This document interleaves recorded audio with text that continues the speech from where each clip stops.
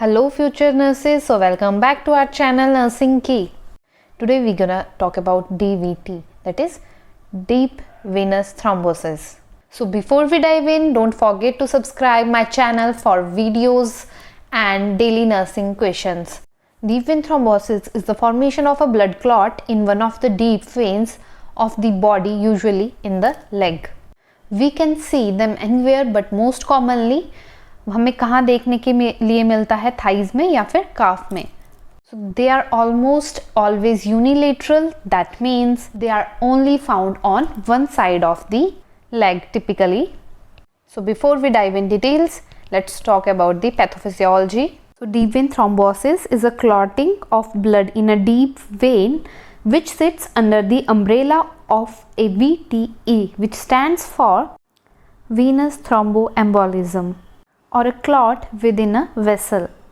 So the DVT and PE both fall under this umbrella term of VTE. So when any clot occurs, normally blood flow is disturbed by the collection or pooling of blood in one place. The clot that forms can fully block or partially occlude blood flow. Either way, once it forms, we have a problem. So as you all know, DVT can occur to anybody, लेकिन कुछ ऐसे factors होते हैं जो increase करते हैं chances to develop DVT. सो चलिए देखते हैं कि ऐसे कौन से रिस्क फैक्टर्स हैं जो हमारे ब्लड फ्लो को स्लो करेंगे या फिर कॉज कर सकते हैं DVT. So first one is smoking. Cigarette smoking is the first one. Long periods of sitting or traveling on a plane or in a car. Next is surgery, where whole body is stationary for a long period of time. And moving to the next, that is sedentary lifestyle.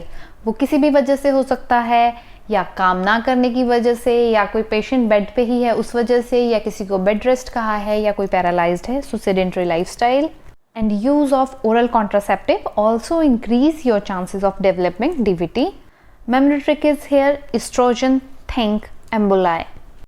And next is atrial fibrillation, जिसमें blood flow disturb हो जाएगा और वो एक clot create कर सकता है या डिसलॉज कर सकता है क्लॉट को. So they are many risk factors but these are the most commonly seen. And next one is Virchow's triad. So this little triangle as a perfect garden with the ideal soil for a DVT plant to grow. So these are the factors contributing to thrombus formation. The first one is venous stasis, or slowing or blood. Again, this is caused by bed rest mobility or paralysis. Next is endothelial dysfunction or endothelial damage. So this is basically anything that upset the body's baseline and invasive way, like injury भी हो सकती है किसी shear stress की वजह से, catheters की वजह से या devices की वजह से. And the third one is hypercoagulability. So it can be due to hormone therapy, genetic disorders, and it will increase the risk of clotting. So these are the three factors contributing to thrombus formation in Virchow's triad. Next is the sign and symptom of DVT. So mainly it could be unilateral, that means one-sided, tenderness, redness, swelling and warmth. Please correct the first one, that is redness, not redness. Redness हो सकती है and severe pain हो सकता है काफ reason में, और compression हो सकता है, that is tenderness, and sudden swelling in the leg अगर होगा, और लेग की बैक साइड में वार्मथ फील होगा. अगर पेशेंट इन सब चीज़ों की कंप्लेंट करता है तो आपको उसको चेक करना है और उसकी हिस्ट्री लेनी है. पेशेंट को पूछना है कि कोई पास्ट हिस्ट्री में आपको क्लॉट तो नहीं था, या कोई रीसेंट ट्रैवलिंग का कोई आपकी हिस्ट्री तो नहीं है. सो ये सारी जो भी इंफॉर्मेशन है वो बहुत ही यूज़फुल होगी, तो आप जो आपसे शेयर करेगा ताकि आप नोटिफाई कर सको कि आप उसको क्या प्रॉब्लम है. सो नेक्स्ट अब हम बात करते हैं डायग्नोसिस की, कि आप क्लॉट को कैसे आइडेंटिफाई करोगे, ब्लड में क्लॉट प्रेजेंट है या नहीं है, उसे कैसे आइडेंटिफाई करोगे. सो हम देखेंगे D dimer result. What is the D-dimer result? D-dimer test is used to find out if you have a blood clotting disorder. These disorders include DVT, a blood clot that deep inside a vein. These clots usually affect the lower legs, but they can also happen in other part of the body. So it mainly measures the amount of protein fragment present your blood from a dissolving clot, an elevated D dimer or anything greater than 0.5 usually means a clot is suspected. So mainly D dimer test आपको ये बताता है कि body में clot present है, लेकिन ये नहीं बताता कि कहाँ पे एग्जैक्टली वो प्रेजेंट है। प्लस हमारे पास ये है डॉपलर अल्ट्रासाउंड, जिससे हम फाइंड आउट करते हैं कि क्लॉट कहाँ पे प्रेजेंट है। सो अब हमें पता है कि पेशेंट को क्लॉट फॉर्मेशन हुआ है, तो अब हम नेक्स्ट क्या करेंगे, वो है ट्रीटमेंट। एज अ नर्स हमें पता होना चाहिए कि अब डीवीटी के पेशेंट की कैसे केयर करनी है। So if the clot dislodges और travels, it can head straight to the lungs and causing pulmonary embolism. So nurse का गोल क्या है कि हमने मिनिमाइज करना है risk of pulmonary embolism, because अगर क्लॉट डिसलॉज हो जाता है या ट्रेवल कर जाता है तो वो एक लाइफ थ्रेटनिंग कंडीशन होगी जो कि हमें प्रिवेंट करनी है। सो आपको क्या मेमोरी ट्रिक याद रखनी है, वो है DVT। So D stands for don't dislodge the clot, so don't massage your leg, do not walk and do not use heat. Walking, massaging and legs exercise can dislodge the clot.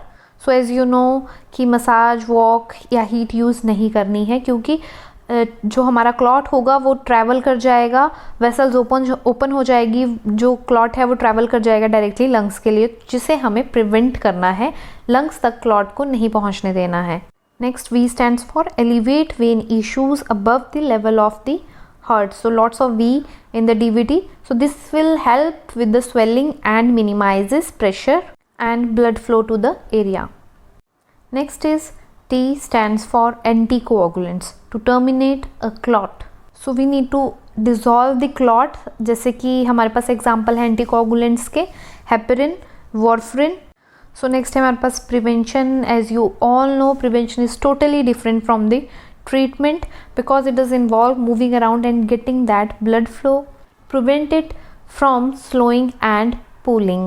So you will see first one is dead stocking and second one is compression devices. So ये दोनों क्या करता है, blood circulation को, blood flow को promote करने में help करता है। Next is ambulation and exercises. इसका भी सेम ही रीज़न है, ये भी help करता है blood flow को move करने में। एंड ऑल्सो एनकरेज करना है पेशेंट को to stop smoking, because we know that negative impact this can have vessels in our body. And make sure करना है कि पेशेंट की एडिक्वेट हिस्ट्री लेनी है जो भी रिस्क पे होगा, जैसे कि उसकी travel history of a clotting disorder and atrial fibrillation तो नहीं है पेशेंट को, because all of these can play a part in developing a DVT। Next is prophylaxis. So इसीलिए आफ्टर सर्जरी जब पेशेंट बेड रेस्ट पे होता है तो हम उसे लोमो इंजेक्शन या फिर हेपेरिन ऑर्डर करते हैं prophylactically. This means a prevention of a clot. So अगर आपको मेरी वीडियो हेल्पफुल लगी हो तो प्लीज़ चैनल को लाइक, शेयर एंड सब्सक्राइब करें। अब मिलते हैं नेक्स्ट वीडियो में, तब तक के लिए bye bye and happy study.